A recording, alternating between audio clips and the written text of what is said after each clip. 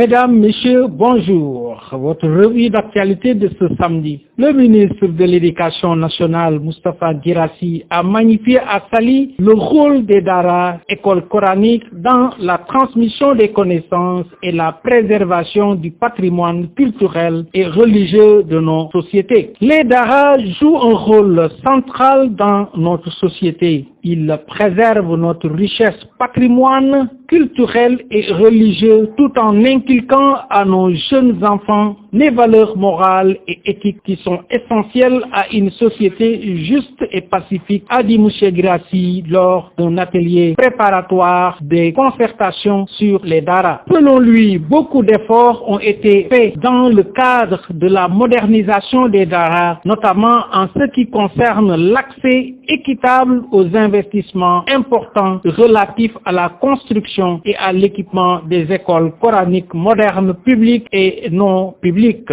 Toutefois, les défis restent immenses, a-t-il signalé, assurant qu'il s'engage à mettre en œuvre les actions nécessaires pour répondre aux besoins des maîtres coraniques et accompagner au mieux leurs efforts. Des membres de la Fédération des associations des acteurs culturels de Kaolack, FAC, ont participé vendredi à un atelier d'élaboration d'un plan stratégique de développement de ce secteur, a constaté l'AFP. Depuis un certain temps, nous nous sommes dit qu'il fallait nous réunir et nous organiser pour porter une nouvelle orientation claire destinée à accompagner le développement de la culture à Kaolack, a expliqué le président de la FAC, Abdou Karim Sadji, lors de cette rencontre. Abdou Karim Sadji a plaidé à cette occasion en faveur d'un renforcement des acteurs culturels de Kaolack. La culture est au début et à la fin de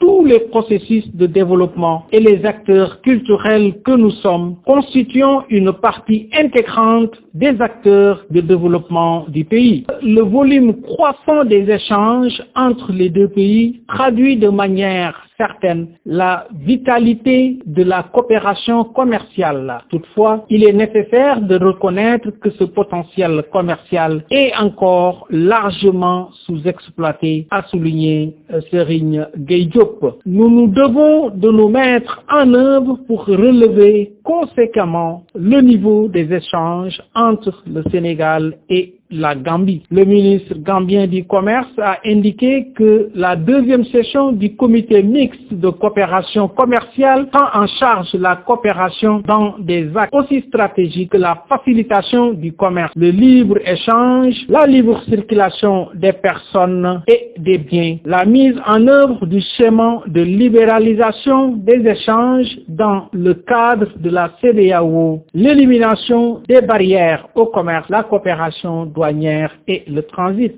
Le deuxième forum mondial des médias consacré à la dénonciation des fausses informations et à la lutte contre la désinformation s'est ouvert samedi à Sacha, ville présentée comme la capitale culturelle de l'Azerbaïdjan, a constaté l'AFP. Le forum prévu sur 3 jours rassemble des fonctionnaires, des représentants de la société civile, de l'État, des entreprises et des défenseurs de la liberté de la presse et des médias, des employés d'organisations internationales, des scientifiques et des experts de plus de 50 pays prennent également part à la rencontre. 2 journalistes sénégalais, Thierno Amadou Sy, le directeur général de l'agence de presse sénégalaise, et Mohamedou Tidiane Kassé représentent le Sénégal aux côtés d'autres représentants de l'industrie de l'information du monde. Les participants vont aussi pencher sur les questions axées sur le renforcement et la responsabilité éthique des médias, de l'élargissement